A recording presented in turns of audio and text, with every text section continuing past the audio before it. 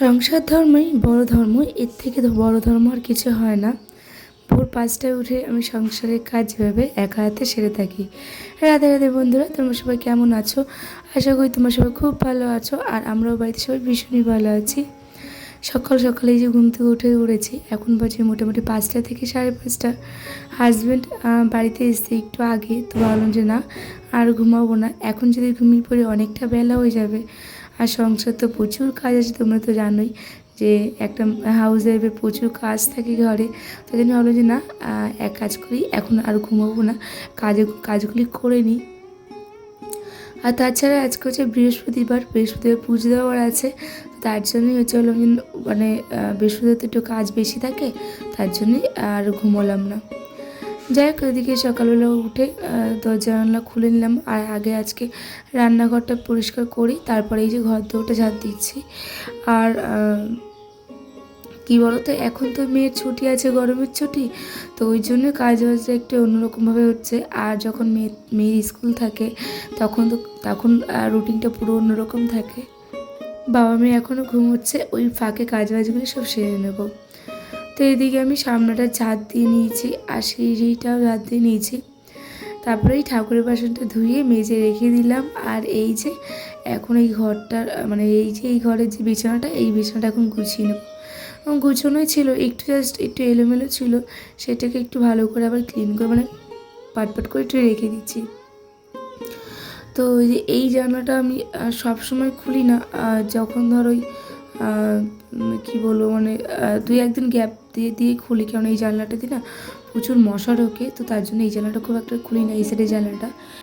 কী বলো তো, একজন হাউস ওয়াইফে না মানে একজনের এক এক রকম মানে এক এক ধরনের মানে মানে নিজের মতন কাজ থাকে। মানে ধরো আমি যেভাবে কাজ করি, অন্য একজন অন্যভাবে কাজ করে, যদি তার ঘরদোর অন্যরকম হয়।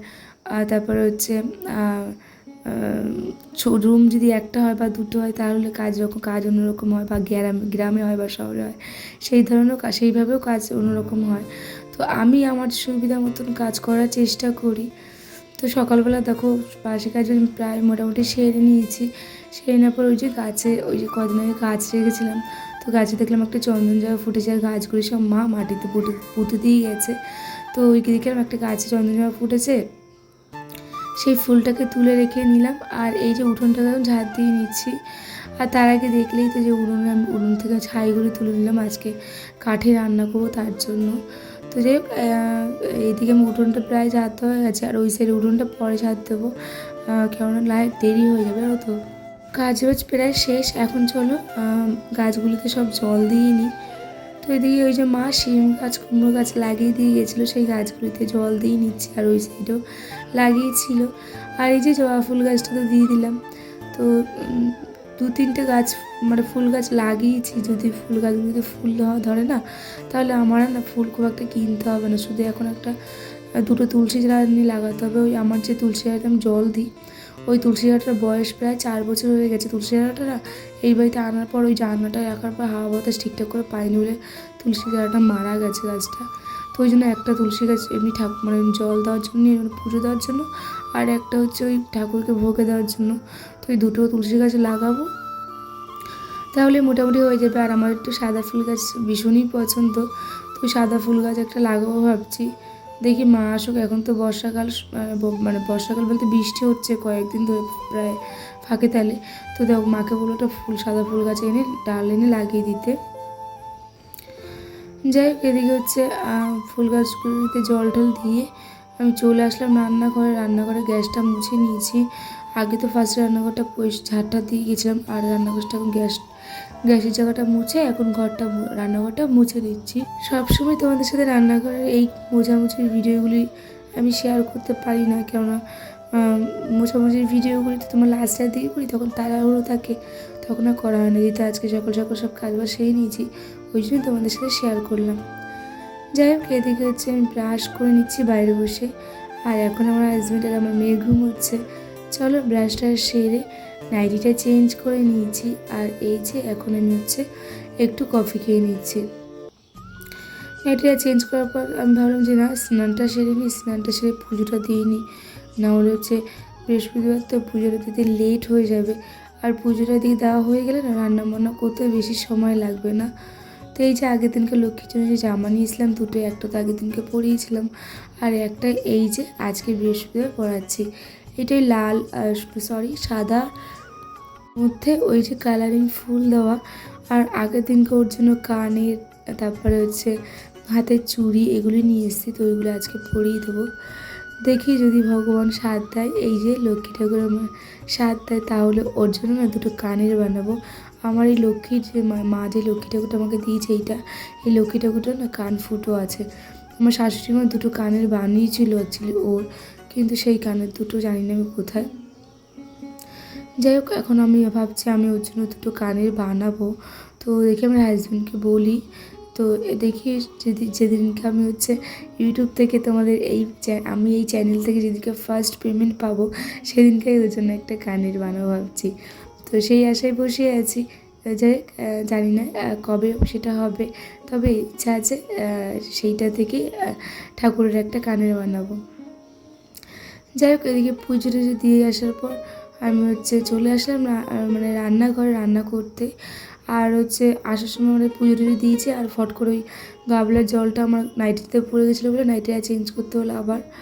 আর এদিকে দেখো সকালবেলা কী করবো, কী খাবে, তো ওই জন্য ভাবলাম একটু আলু ভাজা করি, আর রুটি আছে কালকের, ওটাকে গরম করে দেবো, রুটি আর আলু ভাজাটা সকালবেলা খেয়ে নেবে।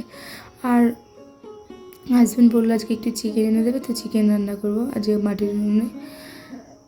এই যে সেদিনকে দেখালাম তোমাদেরকে আগের ব্লগে, যে এই কৌটো মানে এই 7টা যে কৌটো যে মশলার দানিটা, এইটার মধ্যে হচ্ছে মশলা রাখি আমি, এইটাই আমি বাড়িয়ে নিয়েছি, এইটাও আমি স্কুটির ঘরটায় রেখে দিই।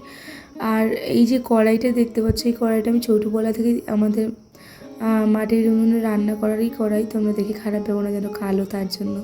তো কড়াইটাতে আমরা মা ছোটোবেলা থেকে এই কড়াইটি মানে মাটির উনুনে বাড়িয়েছিল, তো এইটাতেই আমরা মানে কাঠের উনুন মানে এইটাতেই বাড়িয়েছিল, আর এইটাতেই রান্না হয়। আর গ্যাসে রান্না করা বাসনপত্র সব আলাদা। যাই হোক, ওদিকে আমি উচ্ছে ভেজে নিচ্ছি চাক করে, আর এদিকে মাংসের আলুটা আমি ভাজতে বসিয়ে দিয়েছি। তো কী কী রান্না করছি তোমাদের সাথে অবশ্যই শেয়ার করব। ওদিকে ডালটাও আমি সিদ্ধ করে নিয়ে চলে এসেছি এখানে, গ্যাসে ডালটা সিদ্ধ করে নিয়েছি সকালবেলা। চলো, এদিকে আলুটা আমার ভাজা হয়ে গেছে, আলুটা ভেজে তুলে নিয়ে আমি এই যে চিকেনটা এখন কষাচ্ছি। তো আস্তে আস্তে জাল দিয়ে মাংসটাকে কষাতে হবে, না তাড়াতাড়ি যদি জাল দিই না মাংস কষানো হবে না, খেতে ভালো লাগবে না। তোমরা তো দেখে ভাববে যে এই দেখো কড়াইটা কি কালো, আমরাও তো উনুনে রান্না করি। তো কী বলো তো, এই যে ছোটোবেলা থেকে এই কড়াইটাতে মা রান্না করতো, ঠাকুমার মা, তবে থেকে এই কড়াইটা তো মানে সেরকমভাবে যে জুত করে যে এই যে কাদা মাটি লেপে টেপে যে মাজা হতো সেরকম না, তার জন্যই কড়াইটা আমাদের কালো। আর এই কড়াইটাই আমাদের কাঠের উনুনে যখন রান্না হয় এটাতেই রান্না হয়, আর অন্য কোনো কড়াই বাড়ানো হয় না। যাই হোক, এদিকে আমার হচ্ছে চিকেনটা কষানো হয়ে গেছে। এখন হচ্ছে আমি অল্প একটু জল দিয়ে এটাকে গামাখা করে তুলে নেব। তো চলো, রান্না তো প্রায় শেষ, এখনও রান্নাঘরটা আমি একটু পরিষ্কার করে নিই, ঝাড় দিয়ে নেব, আর কালকে সকালবেলা লিপে নেবো ভাবছি। একটু আমাদের এদিকটা না একটু গ্রাম, মানে পুরোপুরি যে একদম আধি গ্রাম সেটাও না, অল্প অল্প গ্রাম আমাদের দিকটা, কিন্তু না এদিকে না এখন খুব একটা না কেউ গোবর না মানে গরু পোষে না, তো গোবরটা এখন খুব আমাদের এখানে পাওয়াটা টাফ হয়ে এসছে। তো তার জন্য দেখি জ্যাঠাকে দিয়ে পারে যদি এদিকে কোথা থেকে গোবর নিয়ে আসবো, কেননা গোবর না হলে এটা উনুন লিপে, তো উনুন বা মাটির যে পজিশনগুলি লিপে না লিপলে ভালো লাগে না। যাই হোক, ওদিকে রান্নাঘরটা পরিষ্কার করে আমার তো সকালবেলা স্নান পুজো হয়ে গেছিলো, এখন খাওয়া দাওয়া সারছি। ওই যে উচ্ছে ভাজা, ডাল, আর একটু পটল ভেজেছিলাম, আর করেছিলাম চিকেন, লাউ দিয়ে ডাল করেছিলাম। যাই হোক, চলো খাওয়া দাওয়াটা সেরে নিই, আর স্যালাডে কেটে নিয়েছি শসা আর লেবু। চলো খাওয়া দাওয়াটা সেরে তোমাদের সাথে একেবারে বিকেলবেলা কথা বলবো। আর হ্যাঁ, এই মুহূর্তে যারা আমার চ্যানেলটিতে ভিডিওটি দেখছো, প্লিজ প্লিজ চ্যানেলটি সাবস্ক্রাইব করে পাশে থেকো। নতুন চ্যানেল তোমাদের সাথে নিয়ে অনেকটা এগোতে হবে, আমাকে অনেক দূর যেতে হবে।